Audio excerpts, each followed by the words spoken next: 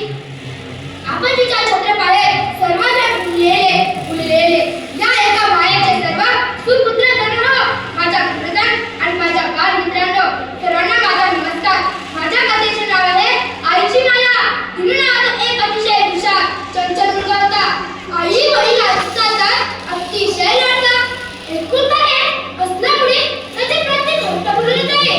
पण म्हणतात ना, एखाद्याची आपण खूप काळजी केली की त्याला असे वाटते की काळजी करणारच आपली गरज आहे, म्हणून त्याला नियम जमला लागतो. असे तिच्या बाबतीत झाले होते. एका दिवशी आईने त्याच्या आवडीचा टिफिन दिला नाही म्हणून तो रागात शाळेत निघाला. आई त्याला कम्प्युटरच्या स्वरात म्हणाली, बाळा, तू आमची एकही गोष्ट येते नाही. आम्ही जो करतो ते तुझ्यासाठी. तुला कशाचीही कमतरता असू देत नाही.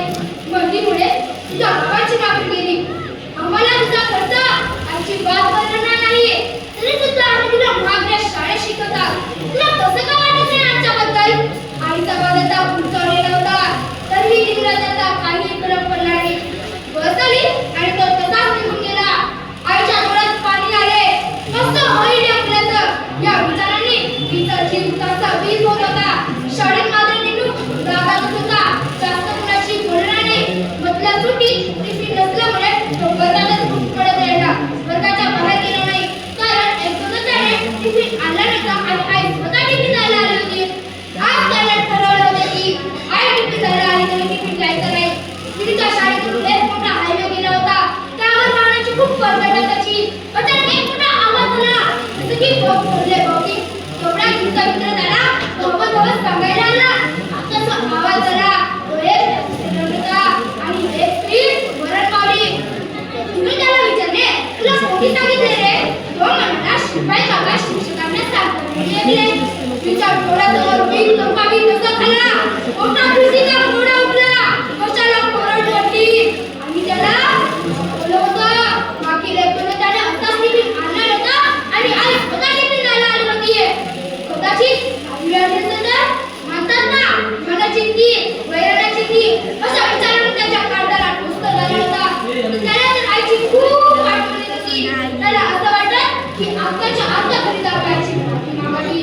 आणि खरंच आईचं काही बरं वाईट झालं होतं तर मी नाही आई म्हणून माझे लाड कोण करेल?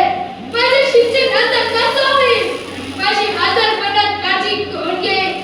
बाबा राजे संपदाजवळ कोण घेईल? अशा विचाराने तो रडायला लागला. तेवढ्यात ऑफिसमध्ये बोलवण्याची शिपाई काका निरोप घेऊन आले.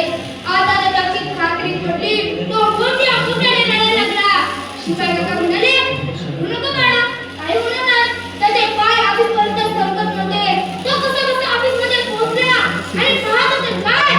टिफिन बॅग घेऊन आई ऑफिसमध्ये पोहोचलेली होती. त्याने आई दिसल्याने मोठ्याने आवाज दिला, आई, ए आई, तू मला कधी सोडू नको जाऊ.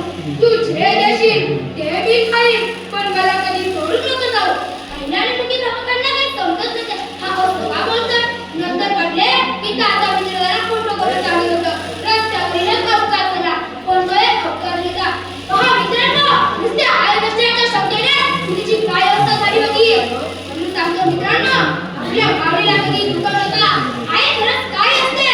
लेकराची माय असते, वासराची गाय असते, दुधावरची साय असते, मुलाचा प्राय असते. आई असते धर्माची शिकरी. ते कधी घडतही नाही, पुरतही नाही. म्हणून साधू संतांनी म्हणतात की स्वामी दिनी जगाचा, आई दिला भिकारी.